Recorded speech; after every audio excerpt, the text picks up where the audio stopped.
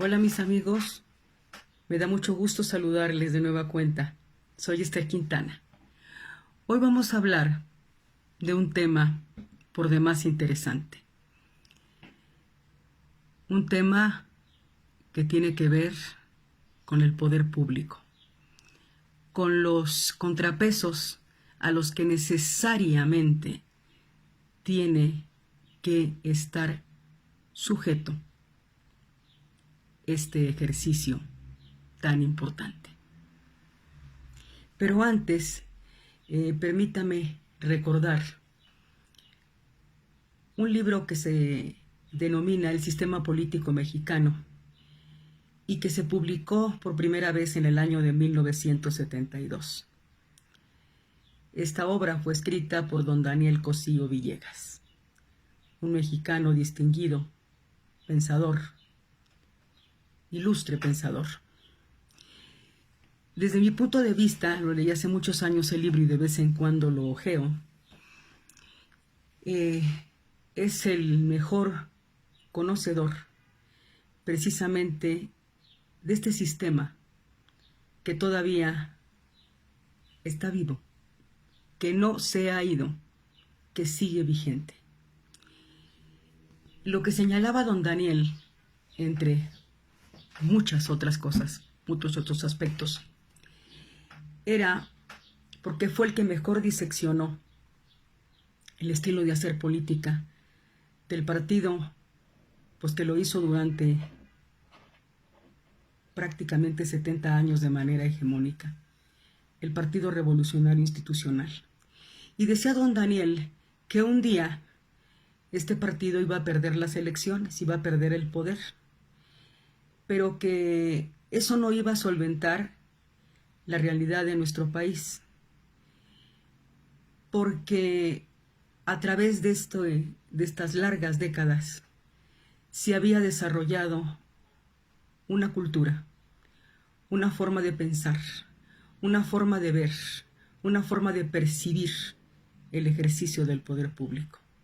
Y cuánta razón tenía don Daniel. Eso todavía, mis estimados compatriotas, pues todavía no ha cambiado. Dicho esto, paso a tocar el tema y luego lo vinculo de nueva cuenta. El poder constituyente es el que crea a los poderes constituidos. ¿Cuáles son los poderes constituidos? Pues son el legislativo, el ejecutivo y el judicial. Estos poderes, sus funciones, sus facultades, se establecen dentro de la Carta Magna, producto también del poder constituyente, es decir, de la Constitución, de la norma jurídica de más jerarquía que tiene cada nación, que tiene cada país. Bien, ¿por qué la circunstancia de dividir al poder? Con toda esa experiencia que se traía, obviamente el constitucionalista mexicano la recoge y decide evitar precisamente el abuso de un poder sobre otro poder. Entonces, el poder se dividió en tres: en legislativo, en ejecutivo y en judicial. Y a cada uno de estos tres poderes les dio funciones, les dio facultades específicas. Al poder legislativo, pues es al que le otorgó la facultad de hacer las normas jurídicas denominadas leyes, que son las que rigen la vida de nuestra nación. Hacer las leyes. Otra función importante que le dio fue revisar la cuenta pública. Otra función trascendental que le otorga también el poder constituyente al legislativo es que se constituya en contrapeso del poder ejecutivo. Al poder ejecutivo le dio dos funciones sustantivas, que son gobernar y administrar. Obviamente, para que las realice les tiene que dar, valga la redundancia, mucho poder, pero eso implica en un momento determinado un abuso, y por eso le pone al poder legislativo, es decir, a los legisladores, a nivel local, a los legisladores locales, a nivel federal, diputados y senadores, para que sirvan de contrapeso al ejercicio de este poder. Finalmente, al Poder Judicial, pues le otorgó la facultad sustantiva de interpretar la ley y de garantizar su cumplimiento y de sancionar a aquel que la violente, incluso a los propios órganos del poder. Pero ¿qué es lo que ha pasado en nuestro país? Ha ocurrido un fenómeno que se conoce como presidencialismo, que estriba ¿en qué?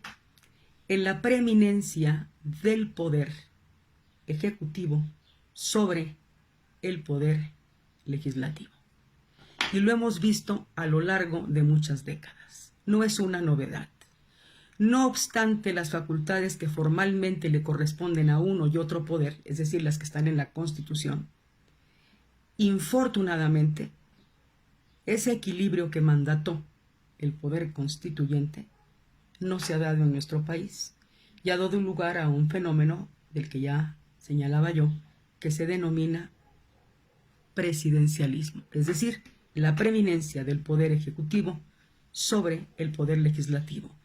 Y esto ha permitido, infortunadamente para los mexicanos, o para cualquier otro país en que esto se dé, pero como aquí me duelen los callos, es el mío, ¿sí?, que se cometan una serie de abusos, una serie de arbitrariedades que han dañado mucho la confianza y la credibilidad, tanto en el Ejecutivo como en el Legislativo y también en el Judicial. ¿Por qué traigo esto? Por la simple y sencilla razón de que este año vamos a tener elecciones en 2 estados de la República, elecciones locales en Coahuila y en el estado de Hidalgo.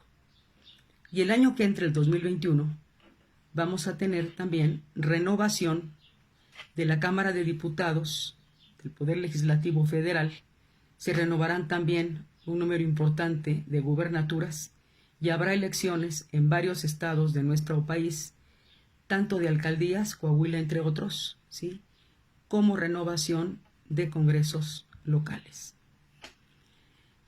Si estamos subrayando la relevancia que tiene el poder legislativo como contrapeso del poder ejecutivo, a lo que les quiero invitar respetuosamente es que en las elecciones de este año, aquí en nuestra entidad federativa que es Coahuila, y en las elecciones federales que serán a nivel nacional el próximo año, en la que se estarán eligiendo a los representantes de la nación ante la Cámara de Diputados, los mexicanos despertemos ya de nuestro letargo, porque nos ha hecho demasiado daño. Que tengamos bien claro que necesitamos generar ese contrapeso, que necesitamos generar ese equilibrio y que está en nuestras manos y en las de nadie más hacerlo. Que nos volvamos hasta puntillosos cuando tomemos la decisión de a quién queremos como nuestros representantes. Yo los invito de verdad a que indaguen, a que investiguen, a que no se conformen única y exclusivamente con la propaganda que entreguen los diversos partidos políticos para que voten por fulano o por fulanita, y que vayan más al fondo, que conozcan la trayectoria de quienes aspiran a ser sus representantes ante la Cámara de Diputados del Congreso de la Unión. Necesitamos gente que sí represente los intereses de los mexicanos, que sí defienda y abandere las causas de sus representados, no las de sus partidos políticos, no las del presidente de la República en turno, porque miren nada más el desastre que hemos vivido, y no nada más en este sexenio, que está prácticamente en los 2 años. Esto viene de mucho atrás, por eso lo señalaba Daniel Cosío Villegas, la falta de equilibrios institucionales. Hemos visto, tristemente, a un poder legislativo cuya mayoría no le sirve a los mexicanos, porque los mexicanos se han equivocado al votar, le entregan en charola de plata todo el poder a un solo partido político. Le entregan el Ejecutivo y el Legislativo, la mayoría legislativo. Miren lo que está haciendo, miren lo que han hecho en el pasado cuando al PRI se le entregaban en bandeja de plata las dos. La mayoría en el Congreso, en el Poder Legislativo y la Presidencia de la República. No había nada que contuviera con esa mayoría parlamentaria los excesos del Poder Legislativo y la preeminencia del desdichado presidencialismo que tanto daño nos ha causado en nuestro país. No cometamos el mismo error. Necesitamos que la Cámara de Diputados sí sea representante de los intereses de los mexicanos, no del presidente de la República en turno, no de un partido político, no señores, sino de los mexicanos. Y los únicos que están en posibilidades de lograr esto son ustedes, somos nosotros, los electores. Indaguen, revisen quién pretende ser su representante, conozcan su trayectoria. Las gentes, las personas no cambian de la noche a la mañana. Los que pintan de cuerpo entero a un individuo son sus hechos, no su discurso, no su retórica ni que hable bonito, son sus hechos. Por eso los estoy invitando respetuosamente, estimados amigos, a que generemos ese contrapeso desde el Poder Legislativo, que el año que entra vamos nosotros a decidir quién llega y quién no llega a esa Cámara de Diputados. Hoy el presidente Andrés Manuel López Obrador necesita una Cámara de Diputados en la que no le vayan a cumplimentar sus caprichos y sus obsesiones, porque ya bastante daño hemos tenido a lo largo de muchas décadas anteriores para ahora ribetear también con lo mismo de siempre. Hagamos las cosas de manera diferente para tener un país diferente. Un país en que el bienestar generalizado deje de ser un mito. Volvámonos exigentes. No perdamos de vista, y así se los debemos de hacer sentir a quienes vayamos a elegir, que se trata de un cargo temporal. Temporal. Son 3 años como diputado federal. Y que además reciben una paga. Y que esa paga sale del bolsillo de los mexicanos, de todos los que pagamos impuestos. Revisemos, pues, mis estimados compatriotas, la trayectoria de cada una de las personas que toquen a nuestra puerta para pedirnos el voto en Coahuila este año, porque se renueva la Cámara local. Y el año que entra, revisemos también con lupa a quienes vamos a elegir para que nos representen en la Cámara de Diputados. Y hasta otro momento. Fue un placer, como siempre, saludarles. Muchísimas gracias.